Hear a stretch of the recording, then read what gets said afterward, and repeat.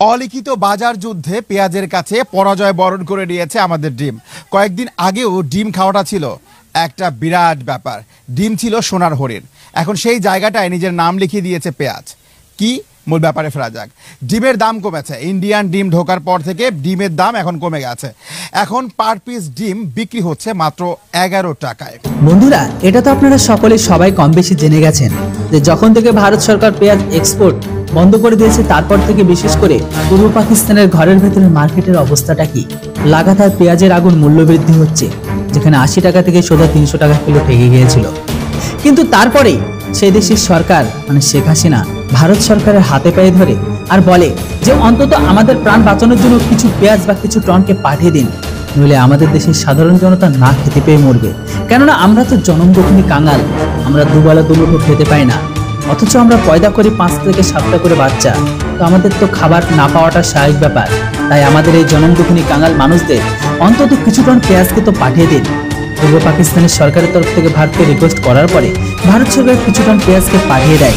কেননা ভারত সরকার যখন পেঁয়াজ এক্সপোর্ট বন্ধ করা হয়েছিল, তো সেখানে এটাও বলা হয়েছিল যে কারো যদি বিশেষ প্রয়োজন থাকে তা আমাদের রিকোয়েস্ট করলে আমরা তাদেরকে দিতে বাধ্য। তো দেখুন, তারপরে থেকে পেঁয়াজের মার্কেট কিছুটা হলে কমতে শুরু করেছে পূর্ব পাকিস্তানের ঘরের ভেতরে। তো এখন খবর বেরিয়ে আসছে যে পূর্ব পাকিস্তানের ডিমের অবস্থা খুবই খারাপ। ভাগ্যিস ভারত থেকে ডিম এক্সপোর্ট হয়, নয়তো সেখানকার জনমদখনী কাঙাল মানুষগুলো দুবেলা দুমুঠো ঠিক করে ডিমগুলো খেতে পায় না। পূর্ব পাকিস্তানের ঘরের ভেতর থেকে খবর বেরিয়ে আসছে যে সেই দেশের ডিম এখন 10 টাকা পার পিস। ভাগ্যিস ভারতের ডিম পৌঁছেছিল, তাই এই অবস্থা। না গেলে কি হতো দেখে নিন পূর্ব পাকিস্তানের ঘরের ভেতরের অবস্থা, তাহলে আপনারা সবকিছু বুঝতে পারবেন। অলিখিত বাজার যুদ্ধে পেঁয়াজের কাছে পরাজয় বরণ করে নিয়েছে আমাদের ডিম। কয়েকদিন আগেও ডিম খাওয়াটা ছিল একটা বিরাট ব্যাপার। ডিম ছিল সোনার হরিণ, এখন সেই জায়গাটায় নিজের নাম লিখিয়ে দিয়েছে পেঁয়াজ। কি মূল ব্যাপারে ফেরা যাক। ডিমের দাম কমেছে। ইন্ডিয়ান ডিম ঢোকার পর থেকে ডিমের দাম এখন কমে গেছে। এখন পার পিস ডিম বিক্রি হচ্ছে মাত্র 11 টাকায়, আর সেখানে এক পিস পেঁয়াজের দাম প্রায় 22 টাকা। যদি আপনাদের কাছে ধারণাটা মিথ্যা হয়, তাহলে সেই প্রমাণ দেওয়ার জন্য প্রস্তুত আমরা দোকানে এসেই মূলত একটা ডিমের দাম করি। দোকানদার আমাদেরকে বলে যে ডিম এখন সস্তা, আপনি চাইলে 1 হাঁড়ি ডিম কিনতে পারবেন 44 টাকায়। ঠিক সেই মুহূর্তে আমরা যখন তাকে বলি যে আরেকটু কমানো যায় কিনা, উনি 40 টাকা পর্যন্ত কমাতে রাজি হয়েছেন। তার মানে একটা ডিমের দাম হচ্ছে সর্বশেষ 10 টাকা। এবার আমরা একটা পেঁয়াজ কিনতে চাই, আমরা দোকানদারকে বলি যে একটা পেঁয়াজ কিনবো, তাহলে ডিমের দামে দিয়ে দিই। দোকানদার বলে না ভাই, চরম ক্ষতি হয়ে যাবে। কি কারণে? উনি আমাদের সামনে এই পেঁয়াজটা মাপলেন এবং এই পেঁয়াজটার দাম পড়লো প্রায় 22 টাকার কাছাকাছি। ভাবা যায় অলিখিত যে বাজারের দৈনন্দিন জীবনে যে যুদ্ধ চলে, যে যুদ্ধটা আসলে সাধারণ মানুষ বুঝতে পারে, সেই যুদ্ধে পেঁয়াজের কাছে হেরে গেছে ডিম।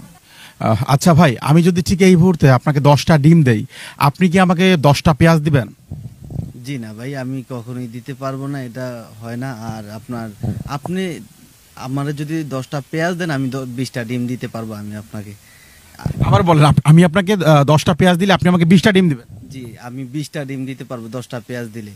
বড় পেঁয়াজগুলো 10টা দিলে আমি আপনার 20টা পেঁয়াজ দিতে পারবো, 20টা ডিম দিতে পারবো। হ্যাঁ, আর মানে হচ্ছে এখন রাজত্ব চালাচ্ছে পেঁয়াজ, রাইট? জি রাইট। পেঁয়াজের এই রাজত্ব কতদিন থাকবে? পেঁয়াজের রাজত্ব আর বেশি দিন থাকবে না। এই মুহূর্তে পেঁয়াজের ঝালে অসহায় হয়ে পড়েছে ডিম। দোকানদারের কাছে আমার প্রশ্ন ছিল, ডিম আর কতকাল অসহায় থাকবে? তিনি বললেন শীতের সময়টা ডিম একটু অসহায় থাকে, তবে শীতটা চলে গেলে ডিম তার আসল চরিত্র দেখাবে। সেই পর্যন্ত অবশ্য পেঁয়াজ একাই রাজত্ব করবে। আমি তার কাছে প্রশ্ন করেছিলাম, ভাই আমি আপনাকে 10টা ডিম দিতে চাই, বিনিময়ে আমাকে কি 10টা পেঁয়াজ দেওয়া যাবে কিনা? তিনি বললেন কখনো না, বরঞ্চ আপনি আমাকে 10টা পেঁয়াজ দেন, আমি আপনাকে 20টা ডিম দিব। কখনো বা মরিচের সঙ্গে পেঁয়াজের যেই বিরোধ সেটা চোখের সামনে আসে, কখনো বা ডিমের সঙ্গে গরুর মাংসের যে বিরোধ সেটা চোখের সামনে আসে। কখনো কখনো ডিম, পেঁয়াজ, মরিচ এগুলোকে পেছনে ফেলে সয়াবিন তেল তার আসল রাজত্ব দেখান।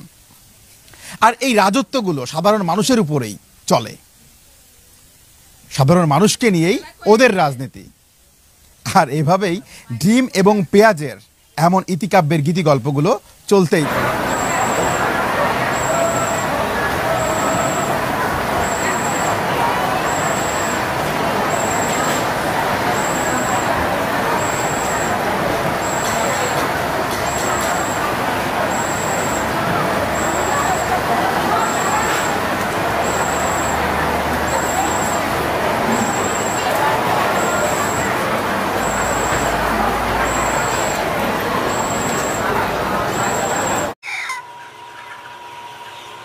Das grits eigentlich.